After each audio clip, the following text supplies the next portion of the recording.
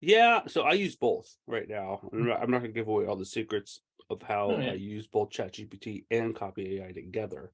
But what I found is that these AI platforms, all these are the ones that are out there right now, um, they're useful in a very if you know how to use them in a very select way, like in the way that they're trained, they're optimal. The further you get out of their training, less optimal they become to be. But you could always use the output of one into the input of another, especially if the output is the most optimal. Now it's the most optimal for the input for the next thing, Hmm. right? For instance, ChatGPT is really good at creating headlines and bullet points to those headlines. Yeah. Copy AI is really good at taking headlines and bullet points and turning them into blogs, right? So one into the other, you get a very interesting output. Um, Very Yeah. interesting output. A very quick output too, by the way.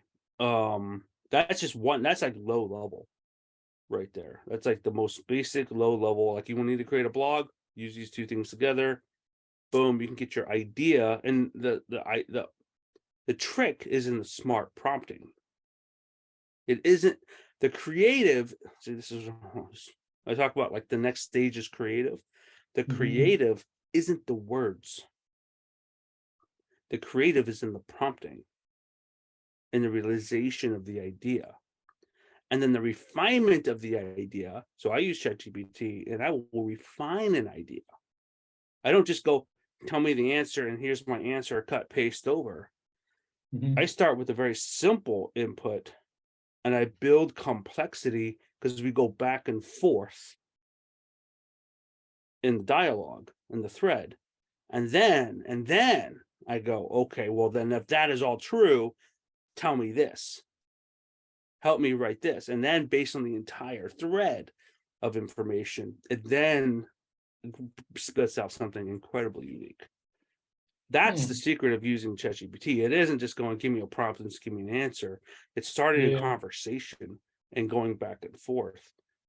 And I realized just like in so many years ago, they created an AI bot in a video game.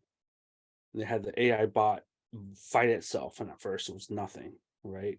But after millions of iterations, it fought very well. And they added the best human of that video game into that to fight it, and the human lost. And the human was like, Mhm. "Well, that was interesting, right?" Because it had done things that no a human had ever done before. These are top of these people that are making lots and lots of money playing this video game, right? Well, anyway, so they say playing this thing, and they are learning now all these hyper advanced techniques, and then the Yeah. human wins.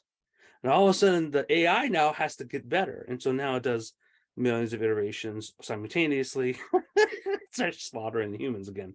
But what ends up happening is that the humans, the more the times a human plays this more advanced AI, more advanced the human gets. That's the important part.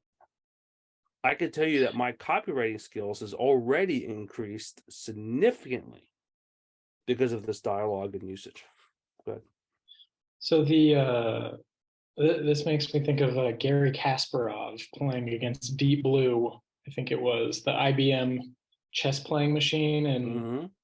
the 80s or the 90s, some time back then. And I remember in one of his matches, he tried to game the AI or tried to game the computer by giving it like a pawn to take, like sacrificing a pawn, knowing that it was supposed to take it and it didn't.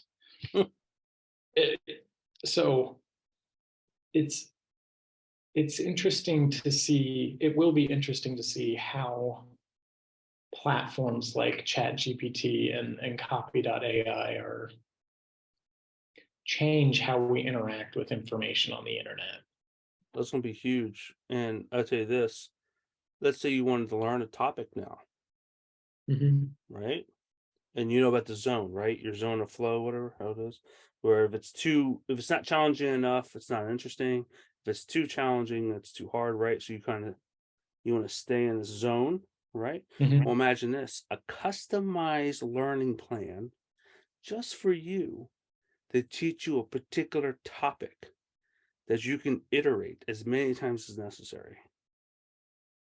So let's just say I'm not that good at algebra. Hey, ChatGPT, act as if you are a math teacher. I need to understand algebra. Can you give me a basic? I don't know anything. Please give me a basic definition. Well, that's where you start. Oh, well, that's interesting. And you give me an examples, right? Give me real world examples. This stuff your teacher could never do for you. Give me the real world example of the Pythagorean theorem. Like, when would I ever use that? Oh, right? Starts telling you all these real world applications, right? And you go, please solve for me, and show me how to solve. All right. So if A is this, what is the rest of it? And just as you grow your knowledge, as it's teaching you, you are playing with it, you're experimenting, you're curious, and it is providing you just the right level of information to keep your understanding intrigued. And at the end of it, I know how to do algebra. I need to understand science. I need to understand chemistry. I need to understand history. I Yeah. need to explore different topics and different tangents. I think Done. I see history as something that AI would not be good with. Like broad factual like dates and times when things occurred, maybe. But like the understanding that you might get with a human interpretation of history, Mm, I think would be very different than you get from AI, because the AI is still bound by the beliefs and the assumptions of the people who program it. no, not anymore. Yes. By all of mankind. I don't think so. Because you can plug Because the AI into the internet and now have all the things. okay, but granted, like it can download however much information, Yeah. compose a poem about the positive qualities of Donald Trump versus Joe Biden.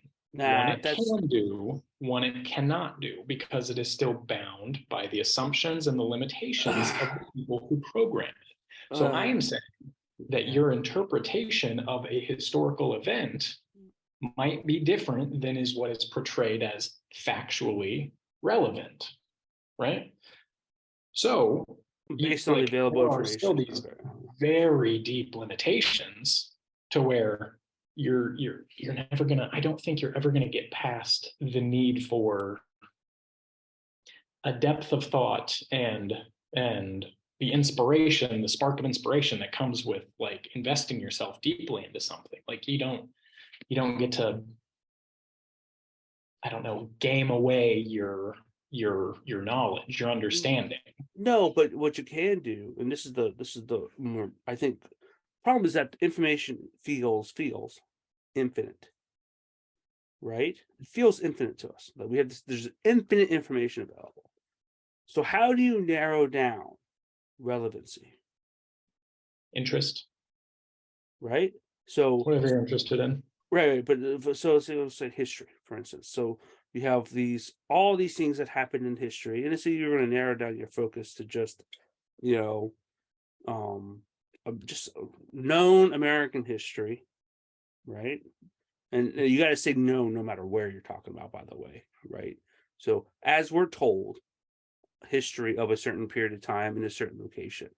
Okay, cool. Mhm. Well, what's the relevance of that? Just to know facts and events of Wikipedia like data, right? And mind you, Wikipedia is even limited because I can't be on Wikipedia, right? Because I'm not Yeah, special enough, Wikipedia used to right? be something that everyone could contribute to. Not no more Right. though. Right, and so at what point then is like what part of significant history are we is recorded and talked about? Like those type of things, and then then you can use AI to start sifting through all that to no knowns, right? Type of thing. And then as you kind of bring forth, it can digest more data faster than you can, and it can Yeah. help you find connections that it would take you forever to go. And that If is the like the pro- important part. if the programmers allow that information, if the programmers think the information that you're looking for is correct or not misleading, right? Did you see the Department of Homeland Security right before they tried to come out with the Disinformation Governance Board? Did you see the dismiss and malinformation Yeah. guidance that they released? Right, that was Yeah. kind of a big fewer in intelligence. Yeah. That was Hey, great. the government has an opinion on the information that's being shared, Well, yes, of right? And course. we're going to help people identify what malinformation is, what disinformation is, and how you might go about understanding it, right? You take confines like that, conceptual confines like that, and those are already built in. Those are already built into the AI. So like there are already bounded limitations for what you can and cannot realistically get from these, I don't know, these machines. And I'll tell you this. So the limitations you're referring to are like they're not in the program, they're around the program. Well, how do you Because conceptualize that? because I think we'll find that the program itself, that it's writing its own program because it's being programmed through machine learning. And so there's nobody at a keyboard writing code inside the program itself telling it what to do. That would Right. be defeating of the AI, where it's machine Inefficient. learning, right? And then it's writing its own code to determine what is what. But with that said, they can bound it in a box, right? And Right. that Yeah. code, and that can be a human code, if you will, of how it interacts. Like it can limit it, but it can't Yeah. Like this like it can is limit, information but that is not. acceptable versus information Yeah, that's not acceptable. So like 2.5 years ago, if you had said COVID probably came out of a lab in Wuhan, China that was funded by the NIH, that would have been mis, dis, and malinformation. Now we understand that's probably true. And so, what would be allowed to be discovered on one of these platforms would be informed by whatever the programmers are willing to allow.